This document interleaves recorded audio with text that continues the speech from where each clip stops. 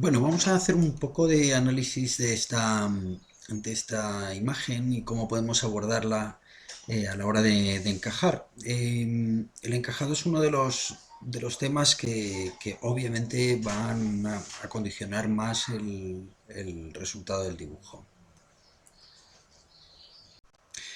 Bueno, mira, con este modelo voy a mostrarte un poco qué tipo de cosas puedes observar cuando estás dibujando que te pueden ayudar indudablemente a sacar mejores resultados.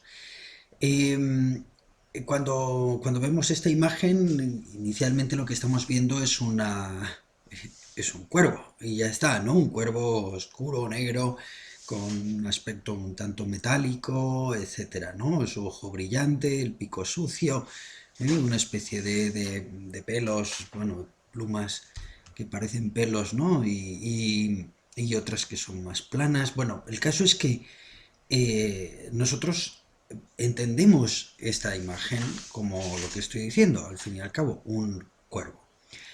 Pero cuando queremos dibujarlo tenemos que olvidarnos realmente de qué se trata y empezar a mirar otras cosas. Yo os voy a mostrar, o te voy a mostrar, perdona, te voy a mostrar qué tipo de cosas observo y cómo asocio otro tipo de información totalmente distinta a la que te acabo de contar, que es la que me va a ayudar a mí a dibujar.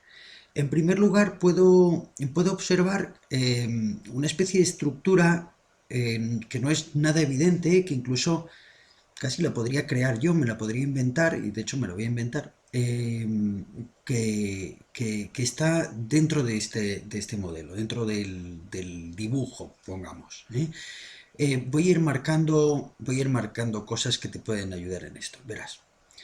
Eh, Se trata de líneas que obviamente hay algunas muy explícitas, ¿no? Como podíamos ver esta de aquí. Hay otra también muy explícita, como podíamos ver esta. O esta otra, ¿verdad? Perdón, ahí.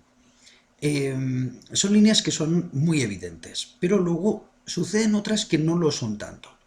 Y sin embargo nos ayudan después muchísimo a la hora de dibujar.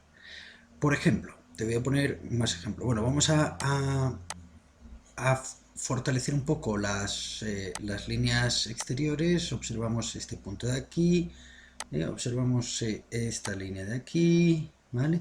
Fíjate que no estoy intentando hacer un pico, sino que observo la inclinación de toda esa línea. ¿Eh?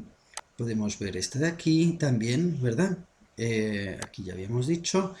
Y, y ahora vamos a empezar internamente a ver cómo lo resolvemos. Resulta mucho más fácil, como te voy a mostrar, si empiezas a conectar cosas que están muy alejadas o que están separadas de alguna manera.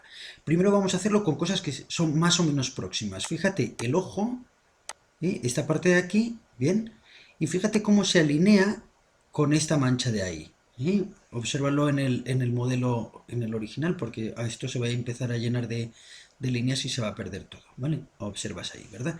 Bien, observa también cómo esta línea después continúa de alguna manera por aquí, podemos ver esto, y torciéndonos un poquito llegamos a este otro punto, con lo cual prácticamente podríamos estar trazando la misma línea para todo ese bloque. De igual manera podríamos estar observando este y además va casi en paralelo, fíjate, desde esta esquinita que se nos ha generado ahí, como tenemos aquí otro espacio entre plumas.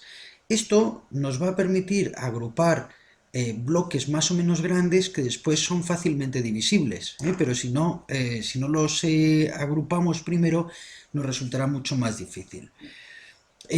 Más cosas, por ejemplo, ¿ves esta manchita de aquí, este puntito de ahí? Bien, pues eso fíjate cómo se alinea con esto otro. Es un juego como de ir descubriendo esas estructuras ocultas y te van a ayudar muchísimo. Observa cómo aquí hay un cambio de tono en este punto, en esta zona de aquí, ¿vale? ¿Ves esa zona de cambio de tono? Lo aprecias, ¿verdad? Y como si alargamos, otra vez en línea paralela con esas otras que se han ido generando, si alargamos, nos encontraríamos el pico ahí en el otro extremo. Lo tenemos, ¿verdad? Bien. Bueno, según vamos haciendo divisiones, cada vez resulta más fácil, porque una vez que tenemos que tenemos establecidas estas líneas y nos van saliendo esas geometrías, las divisiones generales son más fáciles, o sea, las divisiones internas, perdón, son más fáciles. Por ejemplo, tenemos desde aquí hasta aquí, esta división es muy sencilla, es casi la mitad, es un poquito más abajo de la mitad, ¿no? Cuando ya tenemos eso calculado, encontrar esta ya resulta bastante sencillo. Observa cómo desde aquí hasta aquí resulta muy fácil encontrar esta de aquí. Desde aquí hasta ahí, hasta el extremo, resulta muy fácil encontrar esto. Bueno, ¿veis cómo va saliendo esa estructura que nos permite dividir en luces y sombras al final todo el dibujo? Observamos cómo esta también pues tiende aquí, ¿vale? Y con esto vamos haciendo como pequeñas divisiones nos ayudan a estructurar todo el modelo. ¿Mm? Bueno, yo te aconsejo que trates de hacer este ejercicio de observación de líneas de coincidencia, que te va a ayudar muchísimo, muchísimo. Cómo puedes ir conectando información que está más o menos alejada y cómo esa conexión, observamos aquí también, cómo sale por aquí, eh, cómo esa conexión de información acaba generando unas estructuras. Curiosamente, esas estructuras, si la composición está cuidada por parte del fotógrafo, o el caso del pintor, que es una de las cosas que veremos más adelante también, si está cuidada esa estructura, resulta que empiezan a aparecer elementos curiosos, ¿no? Como por ejemplo los paralelismos, ¿no? Esta línea es prácticamente paralela a esta, prácticamente paralela a esta, prácticamente paralela a esta, y pues casi con esto, ¿no? Nos salen bloques divisores grandes, ¿no? De estructuras grandes que podemos entender con facilidad. Aquí tenemos, por cierto, otra. Eh, si empezamos a ver así, los modelos de repente se simplifican muchísimo porque no estamos atentos o no estamos pendientes de qué objeto estamos dibujando, es decir, qué es ese objeto, sino cómo lo vemos y sobre todo ahora en esta fase, cómo son estas estructuras internas.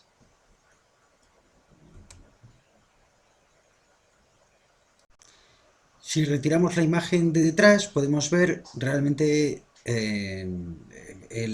la estructura de esa